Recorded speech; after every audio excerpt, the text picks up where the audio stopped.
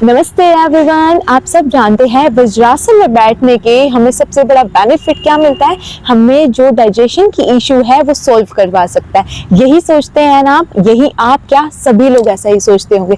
तो आज ये जो मिथ हमने बना रखा है ना, अपने दिमाग में सेटल कर रखा है कि वज्रासन का जो बेसिक पर्पस है वो यही है कि हम अपने खाने को डाइजेस्ट करना चाहते हैं ना, तो जाओ और 5 मिनट के लिए या 2 मिनट के लिए या 10 मिनट के लिए जाके बैठ जाओ, हो गया तुम्हारा काम। यही काम तो करता है वज्रासन। लेकिन नहीं, ये सिर्फ ऐसा आसन नहीं है जो आप खाने की बात कर सकते हो। यही तो सुना हुआ हमने आज तक। ये वो आसन है जो आपको आपकी नी के लिए, आपकी एंकल्स के लिए स्ट्रेंथ देता है। कभी सोचा है आपने, आप उसको जब परफॉर्म कर रहे हैं तो कैसे परफॉर्म करते हैं? हम अपनी नी को, मतलब अपने घुटनों को यहाँ नीचे रखते हैं, अपने दोनों एंकल्स को यहाँ पीछे लेकर आते हैं ना, और फिर आराम से हम इसके ऊपर बैठ जाते हैं। ये हम परफॉर्म करते हैं। तो क्या आपने कभी भी सोचा है हम जिसके ऊपर बैठे हैं वो हमें कैसे बिठा रहा है? लोग क्या बोलते हैं, हमारे घुटनों में ऑपरेशन करवाना है, हमें घुटनों में दर्द रहता है, सूजन हो जाती है।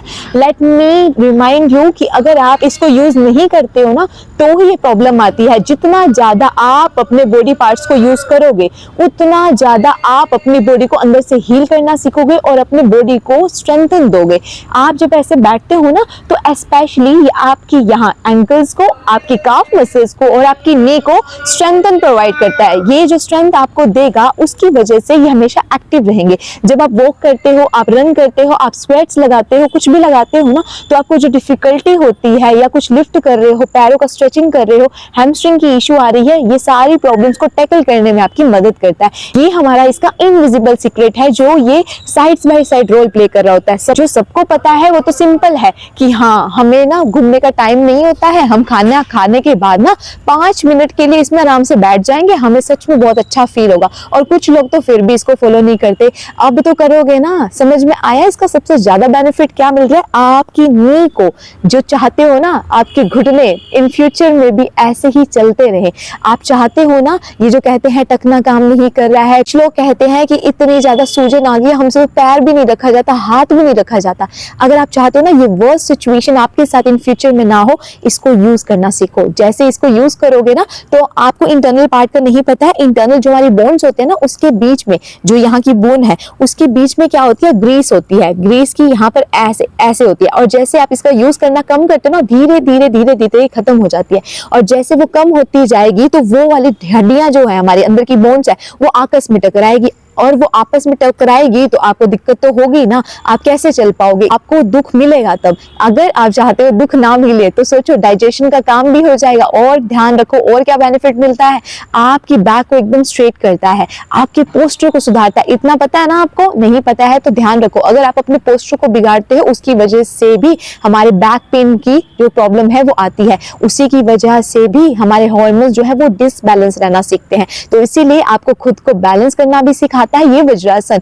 आपको अच्छे से चैन की नींद लेने के लिए रिलैक्स होकर बैठना चाहते हो ना, बैठा करो और श्वास के ऊपर ध्यान दो, उसका भी काम करेगा। और आपकी नी के लिए काम करे, आपकी एंकल्स के लिए काम करे, आपकी काफ मसल्स को कवर कर रहा है, आपके स्ट्रक्चर को सुधार रहा है, आपकी बैक की प्रॉब्लम को दूर कर रहा है। और क्या चाहोगे? इसीलिए इसको जरूर करना है, कम से कम 5 से 10 मिनट डेली करना है। और रिमेंबर, सही तरीके से बैठना बहुत जरूरी है। 2-3 तरीके बताऊंगी जिसमें आपको कंफर्टेबल लगे वैसे बैठना है। जिसको ज्यादा इश्यू हो तो आपको क्या करना है, किसी भी ब्लैंक को यूज करना, यहाँ पर इस एरिया में फोल्ड करके रख लेना। आज मैं लेकर नहीं आई हूँ, अदरवाइज मैं जरूर दिखाती।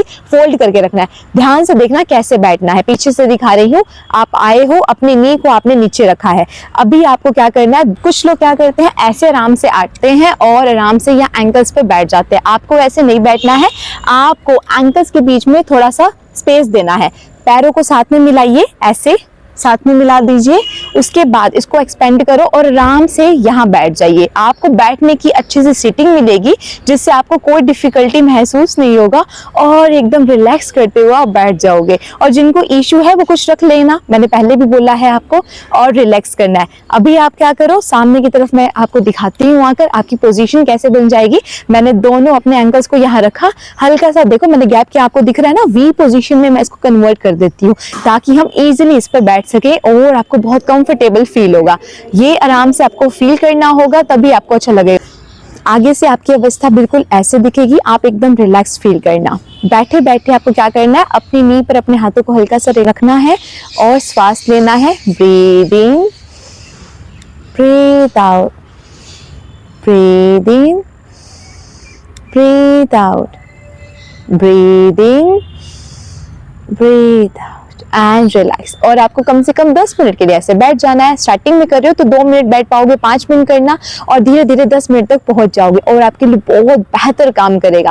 बेनिफिट्स तो मैं बता चुकी हूँ, करके भी दिखा दिया, अब आपकी करने की बारी आई है। अगर आपको अच्छा लगा हो तो मेरे चैनल को सब्सक्राइब कर सकते हो, शेयर कर सकते हो, ताकि जो सिर्फ ये सोचते हैं सिर्फ और सिर्फ डाइजेशन के काम आ रहा है वो तो हम घूम के ठीक कर देंगे। तो ध्यान रखना, अगर आपकी नी ही स्ट्रॉन्ग नहीं होगी तो आप चल भी कम पाओगे। तो अगर आप चाहते हो ना ये चीजें काम करती रहे, ये चीज काम करते रहे, तो बैठना भी सीखो। बैठना सीखोगे, होना चलना अपने आप ऑटोमेटिकली आ जाएगा। ठीक है, thank you so much for attending this session. God bless you all. Om Shanti.